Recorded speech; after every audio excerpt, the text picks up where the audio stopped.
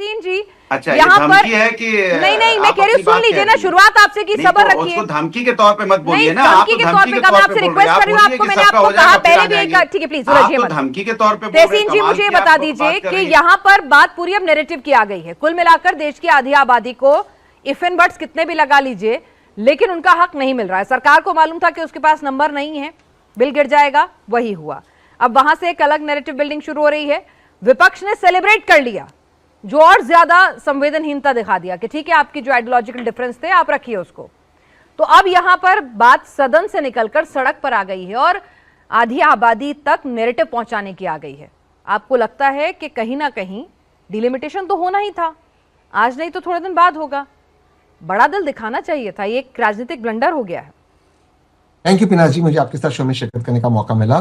दो सवाल आपने पूछे, एक तो जो पॉलिटिकल सवाल जो सड़क पर अब होगा, दोनों पार्टी दोनों साइड्स आरोप लगाएगी, दूसरा डिलिमिटेशन का। मैं पहले सवाल का जवाब देता हूँ। कल हमारे आदरणीय प्रधानमंत्री ने हम सबको संबोधित किया और मुझे दिख रहा था, बहुत दुखी थे वे कि जो उन्होंने प्रस्ताव लाया कि संविधान में संशोधन करना, ये हम विपक्ष, मैं विपक्ष में हूँ, हम विपक्ष ने इसको पास नहीं किया, हमने इसको अलाउ ही नहीं किया और प्रधानमंत्री इतने दुखी थे। अब मेरे आपके माध्यम से आदरणीय प्रधानमंत्री को विनम्रता से एक सुझाव है।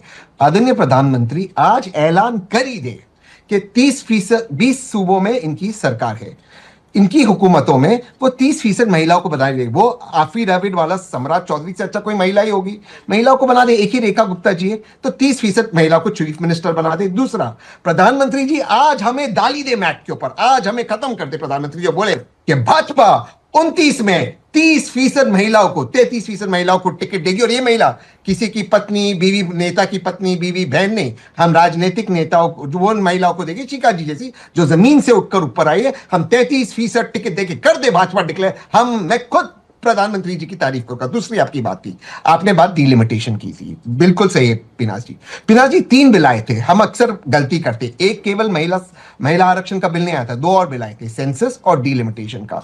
ये दोनों बिल क्या कहते थे पिनाज जी, अपने बिल पढ़े, कहते हैं कि 2026 में सेंसस होगा, 27 में डिलिमिटेशन होते, 29 में डिलिमिटेशन लागू होगा, और उसके हिसाब से 29 में लोकसभा चुनाव होंगे। अगर 29 में लोकसभा चुनाव जो होगा, नए सेंसस और नई डिलिमिटेशन होगा, तो महिलाओं को आरक्षण जो 29 में आना था, नए सेंसस और डिलिमिटेशन के हिसाब से लेते। वहां 2011 क्यों घुसाया आपने? आप इसी से कर लेते।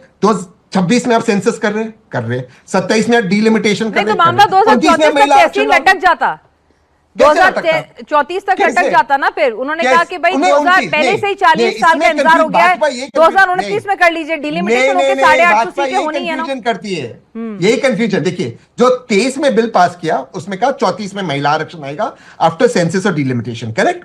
अभी जो बिल लाया सेंसस और डिलिमिटेशन के बिल में कहा ये 29 में हो जाएगा, 26 में सेंसस खत्म होगा मार्च 27 तक, 27 में डिलिमिटेशन चालू होगा, 28 में खत्म होते, 29 के चुनाव नए डिलिमिटेशन और सेंसस हो गए, और महिला आरक्षण 29 में आएगा। तो आप इसी से कर लेते हैं। 2011 में क्यों गए आप? इसी से कर लेते हैं, कौन रोका आपको? नहीं, वो प्रक्रिया पूरी नहीं हो पाएगी, वो ये कह रहे हैं उसमें टाइम लगेगा। तो जातिगत जनगणना भी है। जरा सोफिया खान जी टीएमसी से, आपने बोला थोड़ा वक्त सबको देती हूँ, फिर सेकंड राउंड के लिए आऊंगी। सोफिया खान जी मुझे समझा दीजिए, अगर इस पूरी राजनीतिक कवायद का कहीं सबसे पहला टेस्ट होना है तो वो बंगाल की भूमि है, और बंगाल में ममता बनर्जी को महिला वोट बैंक का साथ मिलता है, और इसीलिए वो तमाम विरोधियों को मात देते हुए सत्ता की कुर्सी तक पहुंचती है। उनका कोर वोट बैंक है जो इंटैक्ट रहता है, कोई आए कोई जाए।